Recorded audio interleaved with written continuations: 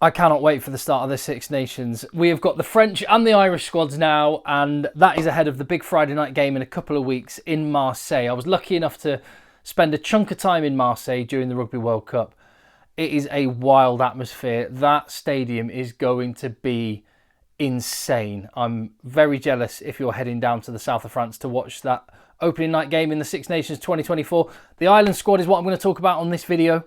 Here it is. Right now, well, you can see the forwards there. I'll just there you go. You can see the backs now as well. Don't worry, I'm going to go through every single position by position, talk about the players that are there, the merit involved in those selections, the people that can feel hard done by, and ultimately what 23-man squad is Andy Farrell going to send out onto the field on that opening night against France. It is salivating. The level of excitement just now seeing this squad.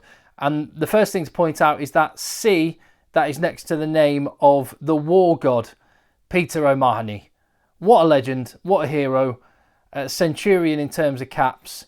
There's still talk and speculation about his future in Irish rugby beyond this current season, but there is no one more deserving of skippering his country. There's no one that will wear that badge with the pride that he will. There are other candidates that could have taken the mantle, and maybe they will in the years ahead. But for now, I'm absolutely delighted to see Peter O'Mahony leading his country. He is an inspirational human being. As you'll know from this channel, I love the guy. I'm Tim, this is Egg Chasers. Leave your comments down below. What do you make of this squad then? Let's start with loose head prop. Now, this is an area where I think Ireland don't have many weaknesses. This, I would say, is one of them overall. With the greatest of respect to the people there. Andrew Porter, one of the best in the world, no question. There is a bit of a drop, well, no, not a bit of. There is quite a significant drop-off in quality. Jeremy Loughman, that said, has been looking good this season, from what I've seen. Proper church, Cian Healy, absolute hero that he is. I mean, what a guy. What experience to be able to draw upon. But he doesn't look quite the player he was. Just from what I've seen. There are young guns coming through, both at Leinster, which Cian Healy's going to have and Andrew Porter will have a role in helping to develop. But for now, Andy Farrell has gone with experience. And in the prop position, why not? As for hooker, it seems just an official changing of the guard now from Rob Herring to Tom Stewart. Tom Stewart, the try-scoring machine at Ulster. And yeah, he's taken the spot of his teammate Rob Herring alongside the two Leinstermen. Tight head prop, as you were, with the World Cup squad, the three options, who all did really, really well. In fact, one of the big revelations from the last year or so was Finlay Bealham and Tom O'Toole, showing that there is life after Tadhg Furlong whenever that day does come. Into the second row then, and again, as you were from the Rugby World Cup. I'll come on to Tom Ahern in just a little bit. He's been absolutely tearing it up at Munster. And many people would have expected him to have made the squad. So yeah, more on him in a minute. And into the back row. And this is where some of the biggest surprises were, I feel. Cian Prendergast. When I've watched Connacht this season, Cian Prendergast looks to me like he's been playing the best rugby I've seen him play. So for him not to be selected was a surprise. And I think really you've got the five guys that went to the Rugby World Cup. And you've got Nick Timoney. And whilst, yes, Cian Prendergast has been playing brilliant rugby, I am slightly surprised by that. You can't argue that Nick Timoney has just been bringing it for Ulster. When they're playing poorly, when they're not getting the results, he is the one guy that seems to be rolling his sleeves up and going, I've got this, boys. Incredible try-scoring record this season. Just incredible resilience of the man. So whilst I'm disappointed for Prendergast Senior, and again, I'll talk about Prendergast Junior in a minute, I am delighted for Nick Timoney. That feels like just reward for his efforts. Into the backs then, and you know what? I love this.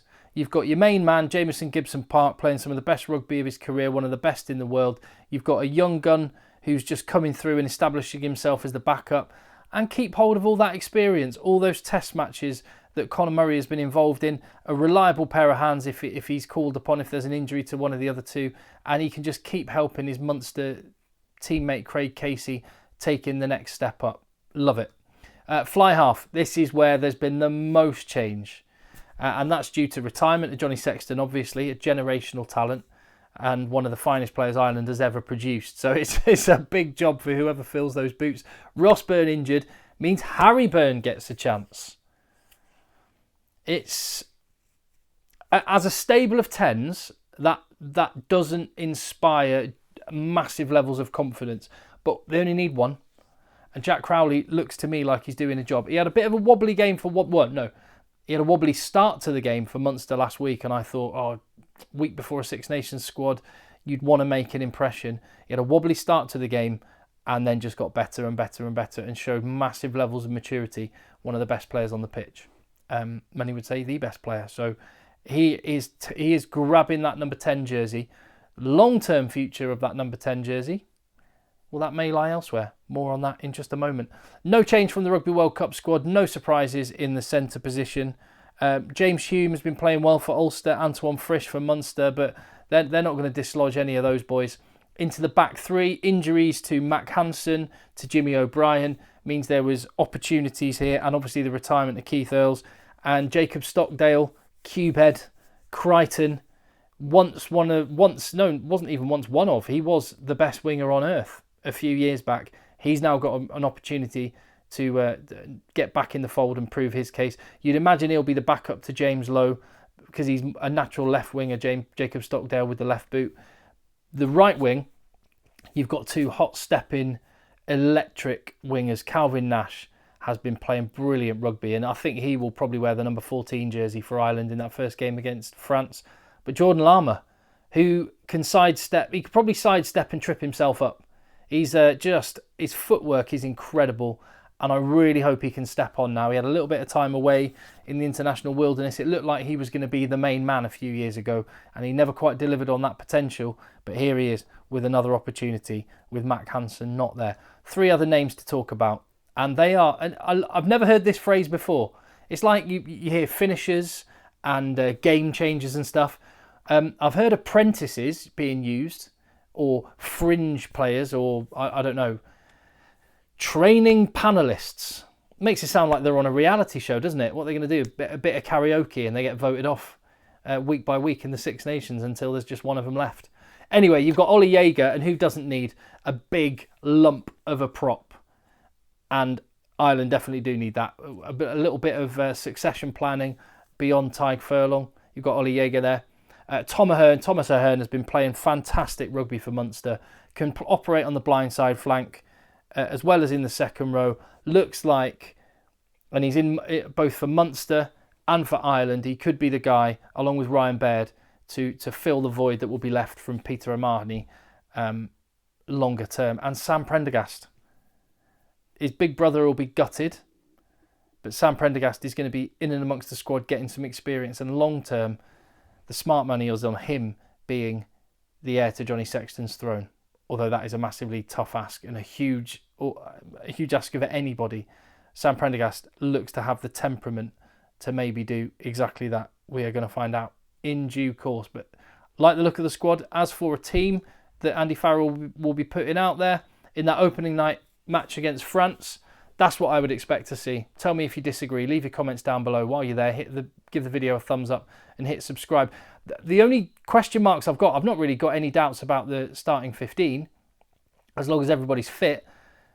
Maybe you could say Nash and Lama are in a bit of a toss-up for that 14 jersey.